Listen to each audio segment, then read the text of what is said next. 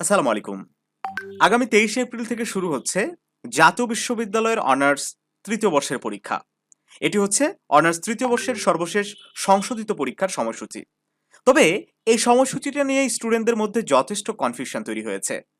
Confusion তৈরির পিছনে রয়েছে কয়েকদিন আগে জাতীয় বিশ্ববিদ্যালয় কর্তৃপক্ষ তাপপ্রবাহের কারণে সারা বাংলাদেশে জাতীয় বিশ্ববিদ্যালয়ের অধীনস্থ কলেজগুলোতে অনির্দিষ্ট সময়ের জন্য ক্লাস স্থগিত করে দেয়। ফলে অনেক স্টুডেন্টই কিন্তু মনে করছে যে হয়তো পরীক্ষাও স্থগিত করে দেওয়া হয়েছে। শিক্ষার্থী বন্ধুরা, একেবারে স্পষ্টভাবে জেনে নাও যে জাতীয় বিশ্ববিদ্যালয় কর্তৃপক্ষ শুধু ক্লাস স্থগিত করেছে, কোনোরূপ কোনো পরীক্ষা কিন্তু স্থগিত করেনি। আর এই যে গত 4 মার্চে প্রকাশিত এই রুটিনটি হচ্ছে তোমাদের সর্বশেষ চূড়ান্ত রুটিন। কারণ চূড়ান্ত রুটিন এই জন্য বলছি যে বিশ্ববিদ্যালয় কর্তৃপক্ষ ইতিপূর্বেও একটা রুটিন কিন্তু প্রকাশ করেছিল এবং সেই রুটিনে একটু পরিবর্তন এনে নতুন করে আবার এই রুটিনটা প্রকাশ করে।